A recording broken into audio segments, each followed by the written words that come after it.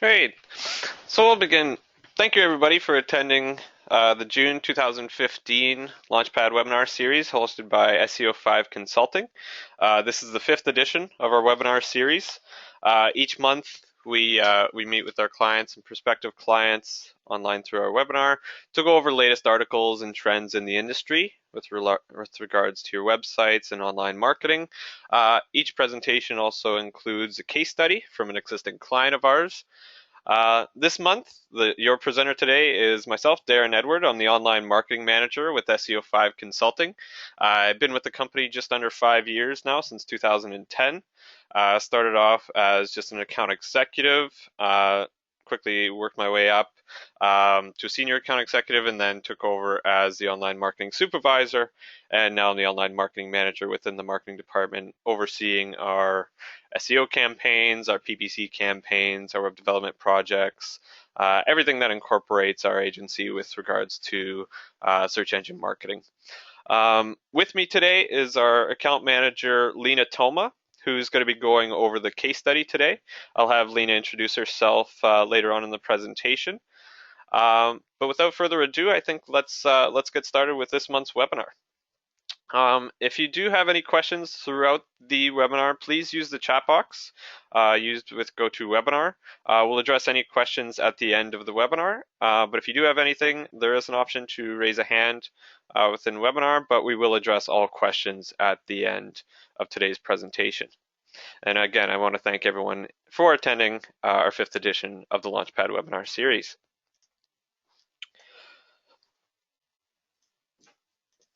So just a quick review on the agenda for today. So like I mentioned, we'll be going over the latest news and articles from June 2015 and also at the end from May 2015 as well. Do have a question early on. I just wanted to see if there is anything in regards to the setup, if you could hear us okay. If not, if you're just testing it, just let us know. Okay, I'll continue, not seeing any questions. Like I mentioned, so we'll cover the latest news and articles. We'll also cover our latest client case study for the month. And then at the end, we'll have our Q&A session for any questions throughout our presentation today. So let's jump right into the latest news and articles that have come across the industry over the last month.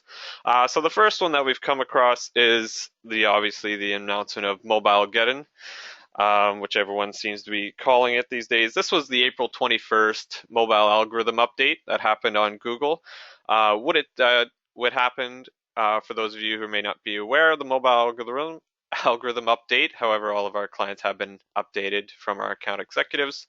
On April 21st, Google rolled out a mobile algorithm update for only mobile searches. However, to place preference to mobile-friendly websites in their search results on mobile devices. Now, this didn't affect desktop searches, but a recent digital agency, Kuzai, ran an analysis, and they did identify that small and medium businesses were the ones that were hit hardest by this mobile algorithm update. Now, keep in mind there have been some articles online and notifications from different agencies that really this update was much ado about nothing. They haven't seen, drastic, decreases in terms of traffic from mobile devices. However, there have been some changes in terms of mobile traffic into websites, and we've certainly seen that with some of our clients that do not have mobile-friendly websites. But the digital agency Kuzai did find that Google's mobile-focused algorithm had a significant impact on small and medium-sized businesses. Now, according to Kuzai's May survey of around 2,000 small to medium-sized businesses with 50 or fewer employees, that 46% of respondents have had experiences of changes in their rankings.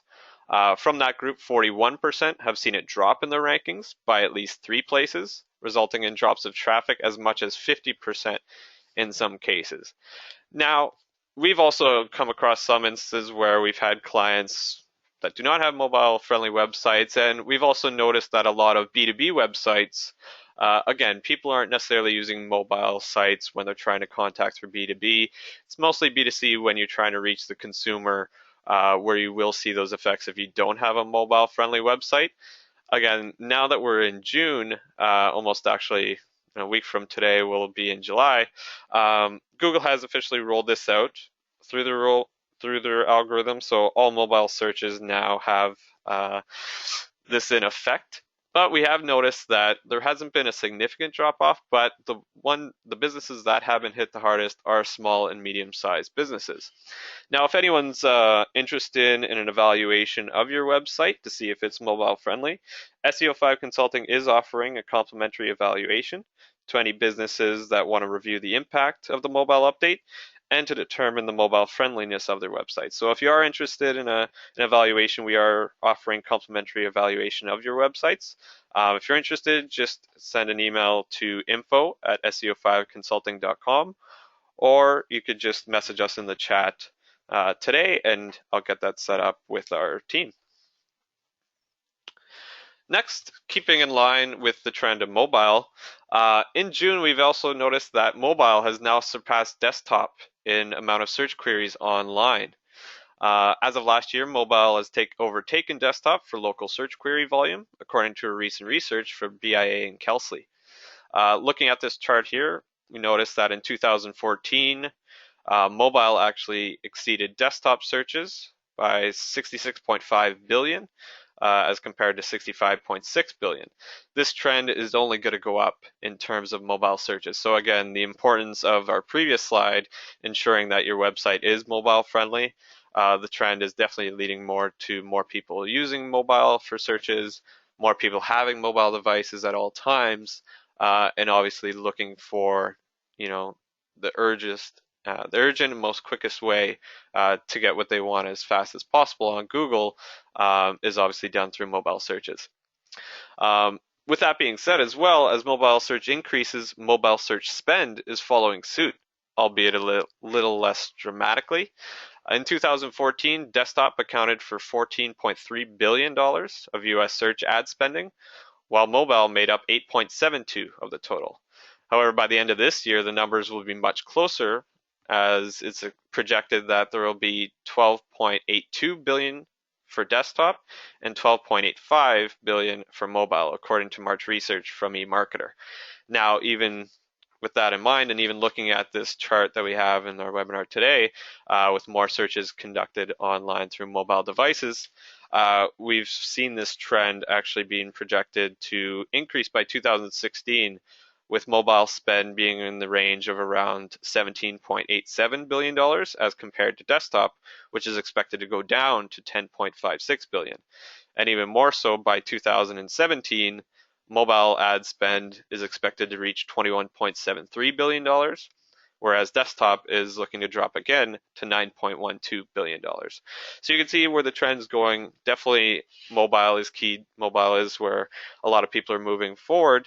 It's not to say that desktop's being completely removed, but Google's taking effects to make sure that they're reaching, providing the best sites to users on mobile devices.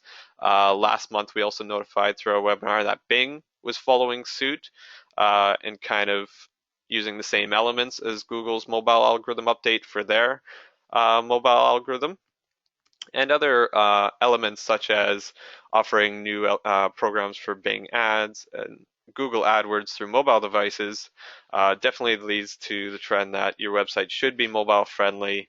You should be accessible at all times, and especially when Google makes an announcement that they're updating their algorithm, that gives webmasters and website owners notification that this is an important update that should be implemented as soon as possible. Keeping in line with moving over to Bing Ads, there's been 5 recent updates from Bing Ads that you really should know about. Now, at SEO5 Consulting, we mainly focus with Google AdWords in terms of our PPC campaigns and our AdWords campaigns. However, we do branch out to Bing Ads. We do have some clients that are running both Google AdWords and Bing Ads. And with that being said, Bing Ads have made a lot of improvements over the last month. With that being said, there's also a few new announcements from the last month as well. The first being that Bing has now hit 20% of the market share in the United States. Now, this isn't even necessarily Bing Ads. This is just Bing, the search engine itself. In April, ComScore announced that Bing reached 20% of the search market share on desktop in the United States for the first time. 6 years ago, Bing search market share was just 8%. Now Google, obviously the top leader and the market share leader, is currently at 64.2%. So I think the main loser in this case is obviously Yahoo, who continues to slide year after year in terms of mobile traffic. One other thing of note that may be in correlation to this increase in Bing's search market share is the fact that they've implemented Cortana, which is a voice automated search on all Windows 10 systems. So that has a direct effect in terms of the increase in Bing's market share in the industry. This obviously set the stage for remarketing now being used in paid search through Bing ads. Universal event tracking, which is Bing ads version of conversion tracking that you'd see in AdWords, which was launched in late 2014, actually sets the stage for future search marketing capabilities with Bing ads. So right now it's currently in pilot that Bing ads are going to be rolling out remarketing, similar like how remarketing is used with Google AdWords. For those of you not up to speed on what remarketing is, anytime someone visits your website, a cookie gets added to their browser, and through remarketing, through AdWords, and soon to be included in Bing ads, you'll be able to target them through direct campaigns through Google AdWords, where you could target them through banner ads through Google's Google's display network, and as well through their search partners such as YouTube, Google Trends, Gmail as well, where you could follow each time someone leaves your website, that cookie gets added, and as they view other websites, if you have remarketing set up in your AdWords campaigns, you're going to be targeted with their banner ads of the site that you visited. And it's a great tactic. We've seen a lot of high conversion rates used through remarketing, so it's really great to see that Bing is going to be implementing this as well and following suit from Google. Next new addition that Bing ads recently updated was the use of automated rules. Now, if you're pretty established within Google AdWords, you're aware that AdWords has had this for a few years now in terms of automated rules. That's anything from, setting bid adjustments at certain times of the day, pausing ads at certain times of the day in terms of day parting. Just gives you a lot more flexibility in terms of how and when you want your ads to show. So automated rules was launched on June 1st within Bing, definitely making advertisers and site owners happy. It's also it makes life easier that you could just set automated rules, set it and forget it. So a good setting for Bing here for anyone that doesn't have time to look into the campaign on a day-to-day basis. You can set automated rules so you know that your ads are still going to be functioning well, even if you don't have to check into it on a day-to-day basis. Fourth update that Bing has happened over the last month is the introduction of Bing shopping campaigns. So again, another following suit from Google AdWords. Bing shopping campaigns lets advertisers structure their campaigns and bids in the same way they do on Google AdWords. And the luxury here with Bing ads is that you could actually copy any Google shopping campaigns that you've set up. You could basically copy those campaigns and paste it and basically carry it over to Bing shopping campaigns, and the settings are relatively the same. Again, if anyone has any questions with regards to Google Shopping or Bing Shopping, please send us an email at info@seo5consulting.com or message us in the chat box today, and we'll definitely get back to you with more information. Finally, the last update from Bing over the last month was the introduction of the Campaign Planner, which actually reveals a lot more data in terms of the ads being run. With the launch of the Campaign Planner, Bing ads pulled the curtain off the mystery of the competitive landscape. What this means is that it's a unique tool for Bing ads interface that gives advertisers marketplace insights by vertical categories, product categories, and even keyword categories. It also allows you to check in on seasonal trends. If you see if your ads are getting more impressions and more clicks at different times of the year. It also allows you to run year-to-year comparison and see how your ads fared in 2015 through January to June as compared to January and June 2014. So a lot more data insights being provided with Bing ads through the Campaign Planner. And even if you try to research ads before even going in and implementing your campaigns, similar to Google's Keyword Planner. Bing Campaign Planner does provide a lot more information, provides more insights into certain keywords that you plan on advertising, and gives you a lot more insight before you actually launch your campaigns.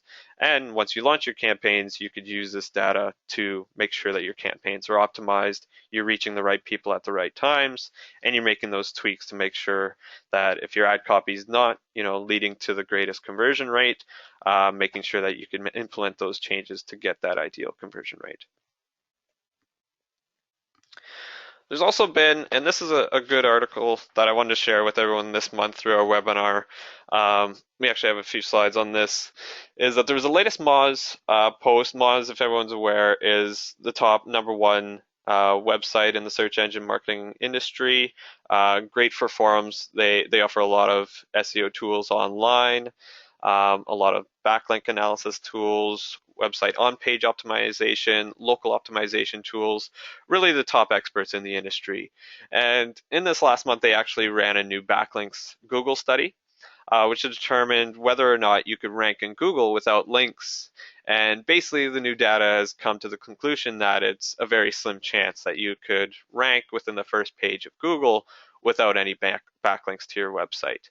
The data mine was done from an upcoming biannual ranking correlation study, which was conducted by Moz's scientist Dr. Matthew Peters. Moz's study examined the top 50 Google search results for approximately 15,000 keywords. Now, this allowed Moz to examine not only what factors correlate with higher search rankings, but also how frequently those characteristics are seen. The correlation between higher rankings and the number of linking websites, root domains, sits at 0.3. This number seems small, but it's actually one of the highest correlations the study found. And looking at our chart that we have here, looking in terms of Google rankings and links, notice that 99.2 of all top 50 results had at least one external link pointing to the website. Just an overview again, if anyone's not sure what external links are. External links are any hyperlinks that point at any domain other than the source domain link. In layman's terms, if you have a website and you have another website linking to your website, that's an external link pointing to your website. And that's what helps, obviously, to help push up rankings in Google and obviously drive more traffic. 77.8% of the top results had at least one external link pointing to that particular page. Now, as we'll show in this next slide, is what does the data say about links in Google rankings? So there's 4 key points that came across this study that we wanted to share with everyone through our webinar. The first was that external links are almost always present for competitive searches.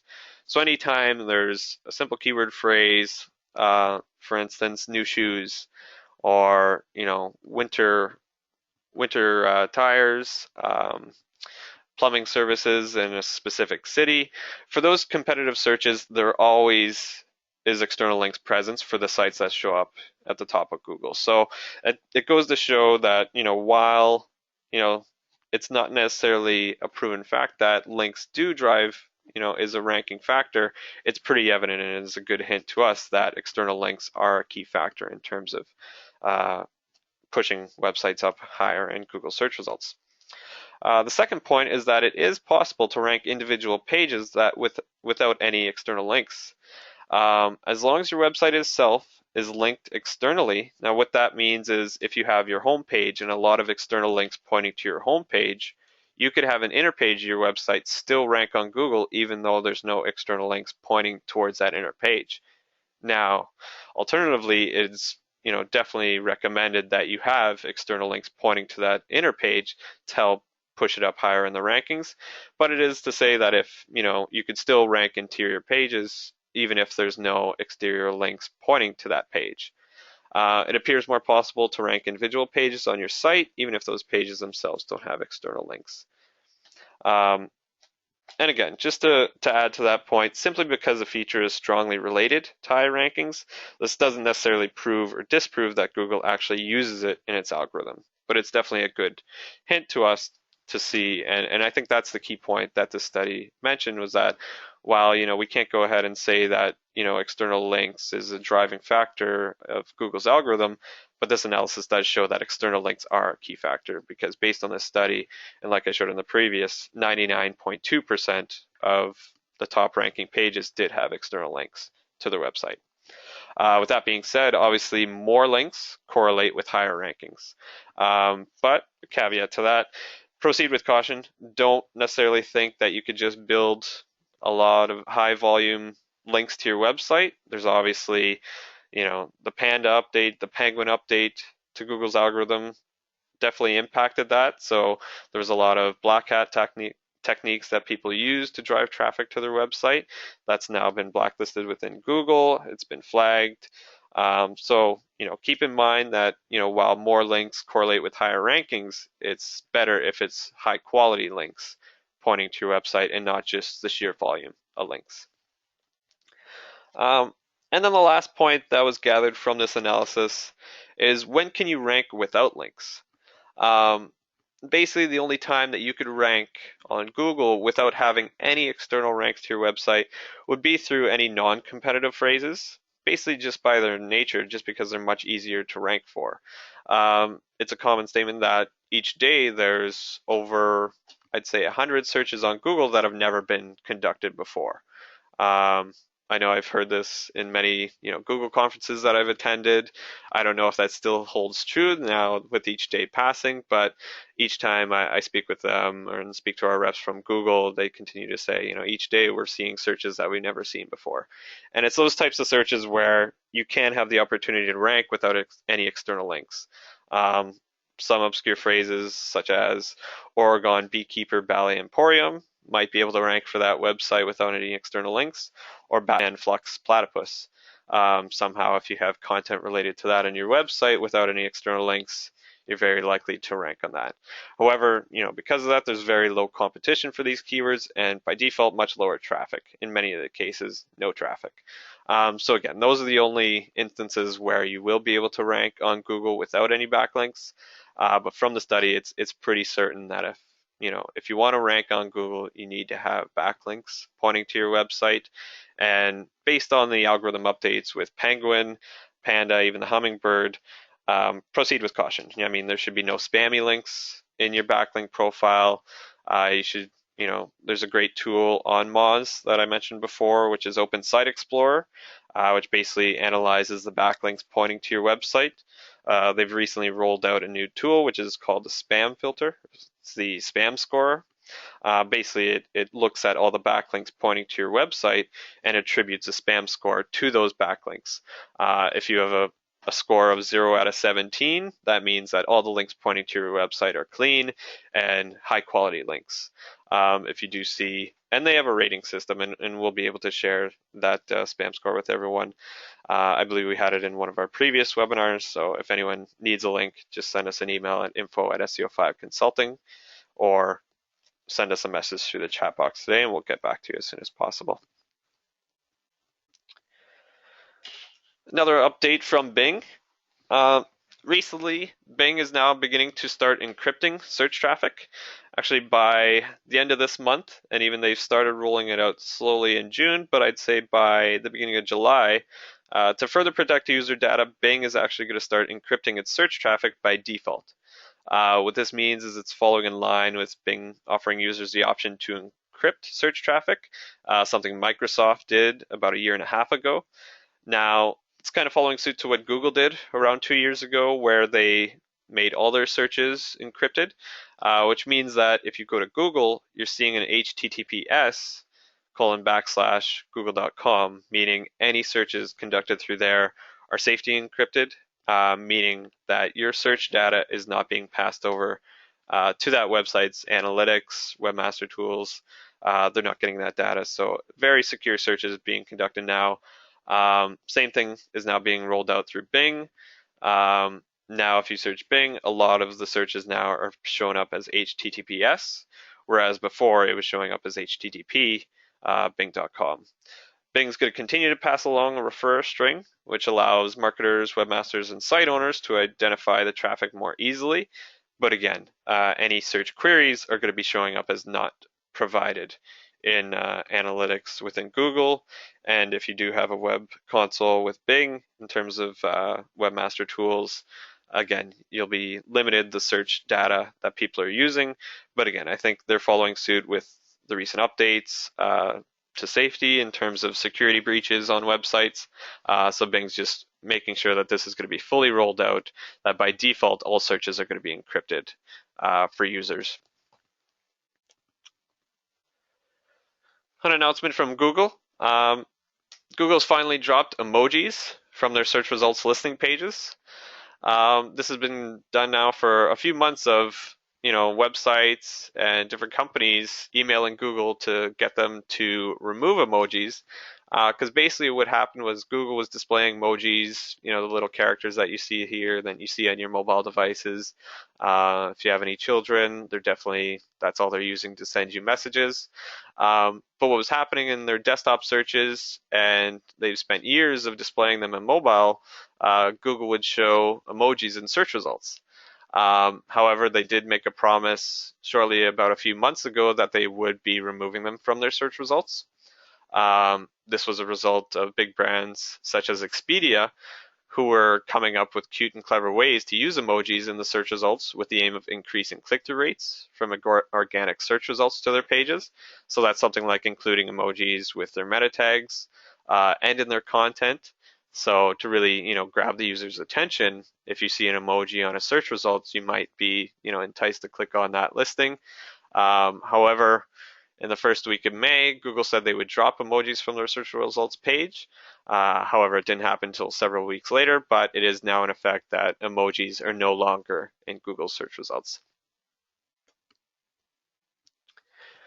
Another update from Google is that Google Trends, a tool that, if you go to googletrends.com, googletrends.ca, basically it gives you news stories that's trending in the online world, whether it's through social media or news agencies. But Google Trends is now tracking YouTube as well as Google News to identify trending topics in real time. In its biggest expansion since 2012, Google Trends has recently rolled out a number of new updates in June, including real-time data and a redesigned homepage. In addition to the homepage and the tracking search trends, Google is now tracking trends on YouTube and Google News. Basically, again, YouTube is the second largest search engine outside of Google. People are there's over 1 million videos uploaded every day on YouTube. And I believe the stats are somewhere around 40 million videos are watched every day on YouTube. So definitely real time, when things happen, people are uploading, videos to YouTube, videos to Twitter, and now Google Trends is using that information from YouTube to provide users with real-time data in terms of Google Trends. What value does Google Trends hold to you as a website owner or business owner? Anything in terms of recent updates to products in the industry. If there's any product recalls, definitely something to look into. But it's also good in terms of optimized content for your website and writing new content based on your services. Since the Panda algorithm update, Google's placed a lot of focus on good quality content, and not just good quality content, but unique content. What makes your business stand out from your competitors? And you want to use that through unique and engaging content. And one way that you could kind of come up with new blog topics or new content that you want to publish on your website is by using Google Trends. And you could type in a search phrase, you could type in a product that you offer and see what's being shown online, see what areas are trending. Maybe there's some terms that have different seasonal peaks that you want to schedule your content and make sure that you're writing about those terms at different points of the year. So now the fact that Google is providing real-time data helps marketers and helps business owners write up-to-date content that is being shared online, creating more backlinks to your website, and over time getting you more exposure, which will lead to more conversions on the website.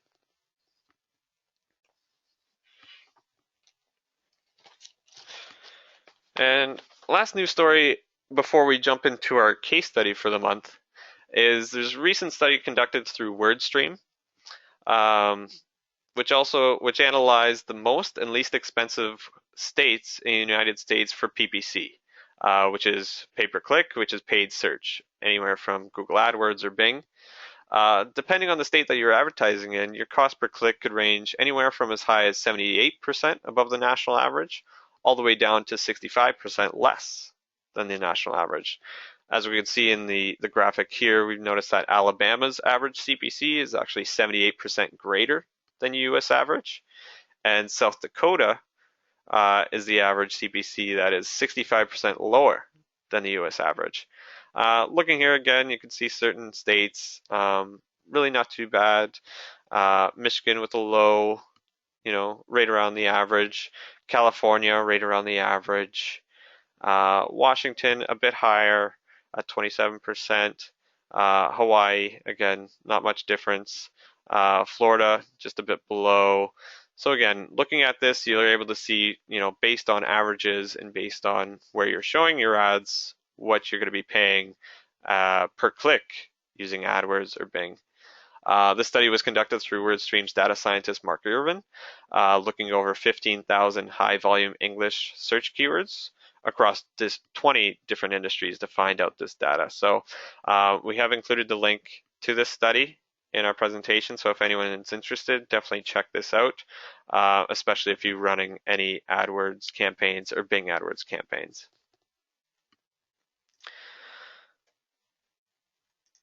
Now we'll move over. Oh, sorry, I jumped the gun there before our case study. Actually, I have one more update.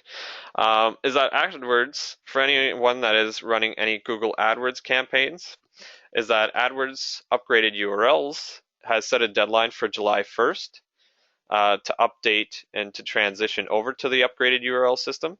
Now what this means is that if you are using any manual tagging in terms of tracking your landing pages within AdWords, this has to be transferred, either upgraded to upgraded URLs or switch over to auto tagging by July 1st. Otherwise, all manual tagging is going to be converted to upgraded URLs. And if you are running any manual targeting with your campaigns, whether if you want to track certain ad groups that are leading to conversions on your website, certain keywords that are leading to conversions of your website, definitely reach out to your team members or the person managing your pay-per-click campaigns to ensure that this transition has gone into effect. The majority of the campaigns that we run through SEO5 Consulting are auto-tagged. We do set up separate conversion tracking on our websites to ensure that leads are being tracked properly, call conversions are being tracked properly. But again, there are different ways to set up manual tagging. Like I said, through different campaigns. Plus, manual tagging is also used outside of AdWords. If you're running any email campaigns, people usually do manual tagging for that. So again, this is mainly affecting any websites that are using manual tagging right now. Google has set the deadline to July 1st. So if you haven't changed this over yet, definitely get in contact with your AdWords managers to ensure that this has been rolled out and that you aren't going to have any ill effects from this recent update. If you are using any URL tracking from a third party or value track parameters, definitely make sure that you're prepared for the deadline. You'll need to manually move your destination URLs over to the new upgraded URL fields within AdWords. Shouldn't take too long, so if you do have any manual tracking set up, you do have a week to update this, so definitely reach out to your webmasters and your account managers as soon as possible to ensure that you won't be seeing any issues once this is rolled out on July 1st.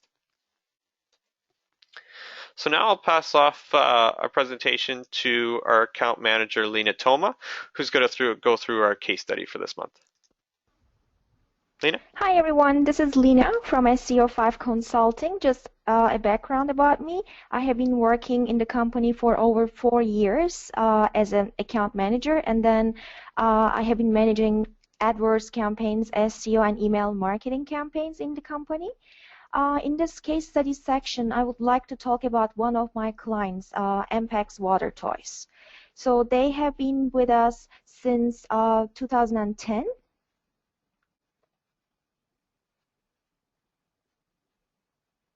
Okay, you can see here the website is www.watertoys.com. They are our clients since August 2010. Our goal was eliminating irrelevant traffic by targeting SEO and PPC campaign and bringing more relevant leads.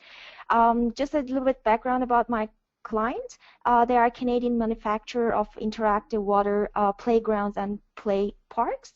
They provide interactive water plays for hotels, resorts, YMCAs, zoos, military bases, water parks, and amusement parks.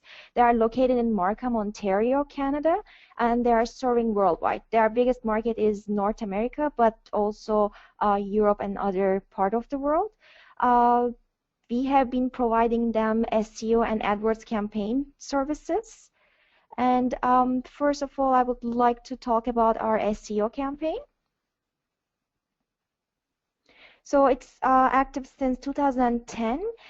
They had different website versions and campaigns. They changed their website. The previous website was dated, and it was not mobile friendly, not responsive.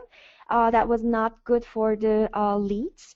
And you can see that this is the previous version of the website. And now, if the next slide will show you that, and if you go to their website, you will see that since 2014 they have a new website. It's updated. It's really looking more professional, and you can see all the contact information on the right side.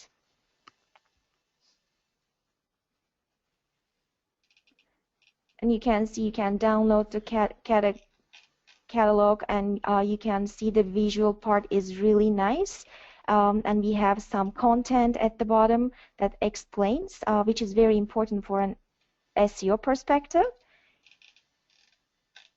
So it's key to have a professional looking website with good content. So when people come to your website, they will find relevant information, and visually it will be nice, so they will stay longer on the website. Okay, I would like to talk about some results for our SEO campaign.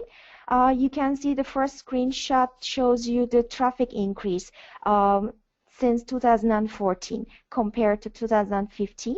The traffic increased by 65%. Sessions show you the overall traffic increase. You can see that average session duration increased a little bit over. On average, people stay over 3 minutes on the website. Page views increased really well, over 100%, which means people check more pages on the website. One of the most important metrics is the bounce rate. Bounce rate means the percentage of people who leave the website from the landing page. We don't want anyone to leave the website without looking at other pages. So this decreased by 61%, and for now it's really low. Which means we are bringing relevant traffic to the website. People, they check, you can see pages/sessions per sessions. People check 8 pages on average when they come to the website. And also you can see the second screenshot shows you the Google organic traffic. In 2015, this is from January till May 2015 compared to January till May 2014. You can see that organic traffic increased by 20%.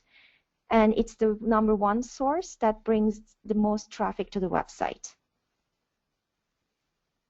And now here you can see some of our campaign keywords and the rankings. Please keep in mind that these are not the only keywords the company is ranking for. We have over 30 keywords that the company is ranking for because our SEO and PPC campaign is helping them to be visible for so many other keywords also. These are the keywords I would like to show you that they are ranking on the first page of Google, except water splash pads. On every search result, on Google, there are 10 results on every page, and up to 10, it means that the website is on the first page. And the AdWords campaign. So we do have a PPC AdWords campaign with them. Our focus is water toys, splash pads, water play, splash parks, and water playgrounds keywords. Monthly budget is up to $400. Averaging, you can see that 95,500 impressions per month, which means the visibility of the ads, and averaging 260 clicks per month in 2015. You can see the ad groups here, and Water Toys ad group brings the most impressions and the clicks, and you can following splash pads and water play.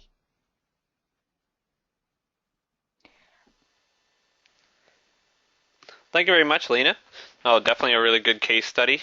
Water Toys, again, they've been with us for over 5 years now, just just around 5 years, just slightly over. A great campaign. Started off with a local SEO campaign. We eventually brought them on for a PPC campaign. They did do their web development in-house, but I think they did a really great job, and a lot of the recommendations that Lena provided from their previous website was taken into consideration for their new website, and I think that had a great impact in obviously getting a lot of those page one rankings. And in combination with our PPC campaign, they are getting a lot more real estate on the first pages of Google, with not only their PPC ads, but also their organic listings. So for a lot of keywords, they're having at least 2 or 3 presences on the first page of Google. So really a great case study for this month that we wanted to share with everyone. So a little bit about SEO5 consulting if everyone's not aware. So we have been an industry pioneer since 1999. We have a team of over 50 plus internet marketing professionals. We've serviced over 1,000 clients worldwide. We're participating in SEO conferences in North America with our affiliates Market Motive, Web Analytics. We're a certified Google partner. We attend many Google conferences throughout the year. Are also a Bing certified partner as well. We're members in SEMPO.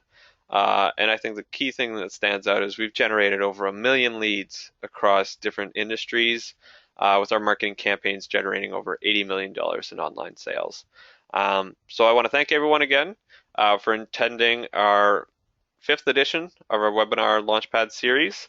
I'll now open up if there's any questions with the webinar that we had today.